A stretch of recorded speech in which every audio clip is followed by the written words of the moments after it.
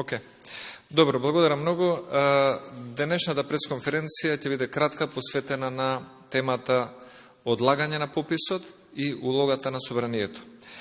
Како пратеничка група на ВМРО-ДПМН и Коалицијата за обнова на Македонија, бараме пописот да се одложи за септември, а во таа насока собранието да закаже итна седница, за да може да се интервенира во законот за самото одлагање. Зошто сметаме дека одлагањето е неопходно?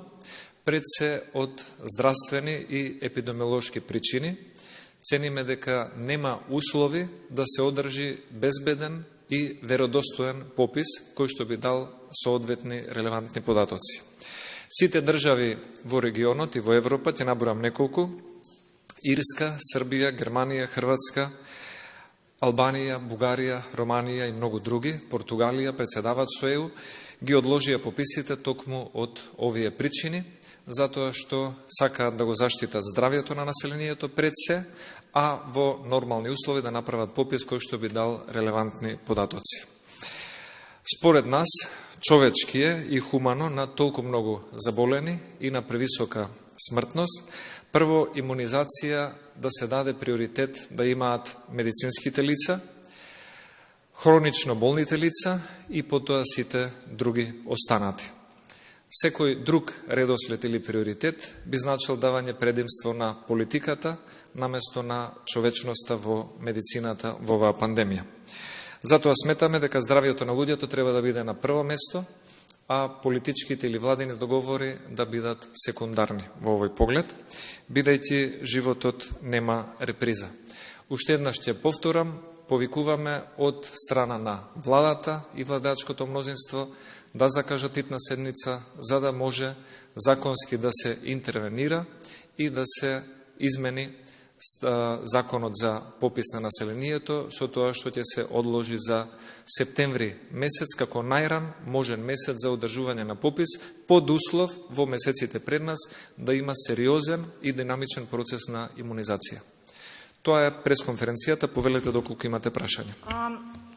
Господине Милошовски, кога зборувате дека освен медицинските лица и хронично болните, нели, според вас најприоритетни треба да бидат, денеска еве премиерот ги спомена и попишувачите како една приоритетна група со нови вакцини кои што ги најавија. Мислите дека тие не треба да имаат предимства? Моментално, ако веќе се тера постапката за бојкотот, односно за спроведување на попис? Според мене, ако ме прашате, секој граѓанин во државата има право на имунизација. Изјавата на премиерот дека ќе им даде предност на попишувачите покажува колку за него пописот е поважен политички од целокупното здравје на населението. Според мене, медицинските лица, полицајците, постарите лица и хронично болни би требало да бидат приоритет. И секој друг граѓанин. И она што сакам да го напоменам е дека имунизацијата со AstraZeneca, вакцината произведена во Велика Британија, според Британија и според Србија, каде што се вакцинира колеги ваши новинари, треба да се земе првата вакцина еднаш и втората вакцина после 12 недели за човек да биде сигурен дека има имунитет. Секој друг обид, постапка за скратување на било кој рокови ќе биде само политизирање и недоволно посветување на внимание на овој процес на имунизација, со тоа што би било повеќе импровизација отколку имунизација. Ке ми дозволите, ако може, уште едно прашање надвор од темава. Еве веќе е најавена средба помеѓу председателот на ВМРО-ДПМН Мицкоски и премиерот и лидерот на СДСМ Зоран Заев за во понеделник, чинам. Па може ли да ни откриете што ќе биде во фокусот? На кои теми, дали може би се знае, би биле приоритетни за разговори помеѓу премиерот и лидерот на ВМРО-ДПМН? По она што веќе беше соопштено на некој начин од председателот на ВМРО-ДПМН, темите би биле токму тие: политичката криза, економската криза, нефункционалност на собранието, закаснетата имунизација, големата смртност заради пандемијата и се она што се случува во државата, а е на голема штета на граѓаните и на самата држава. Ваши очекувања, сметате дека може да се приближат позициите, да се најде некој заеднички јазик за сите овие важни теми моментално за граѓаните и општеството? Па според мене понеделник е попаметен од петок. Ќе видиме за некој ден. Добро, доколку нема други... Ако може да може. Ми дозволите сега, ми текна исто е важно. Вчера власта и опозицијата или СДСМ и ВМРО ДПМН се најдоа некаде на средина во однос на овој петиот пакет антикризни мерки. Да. Но сега проблемот е што кога се вратија закониве на комисијска расправа, Алијанса за албанците повторно со илјадници амандмани блокираат. Каде, господине Милошовски, според вас е чарето за оваа ситуација?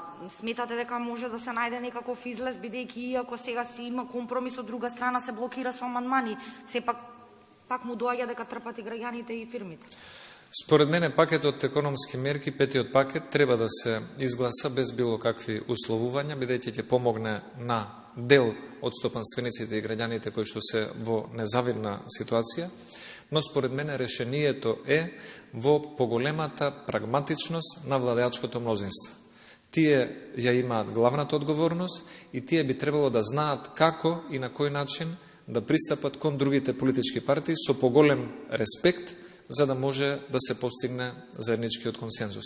До сега владеачкото мнозинство одеше со ароганција, со европско знаменце, со непочитување на опозицијата и резултатот е неефикасно собрание, плюс она што веќе го знаеме, во самото владеачко мнозинство има и одредени недоразбирања кои што и на нив самите често им оневозможуваат да бидат ефикасни.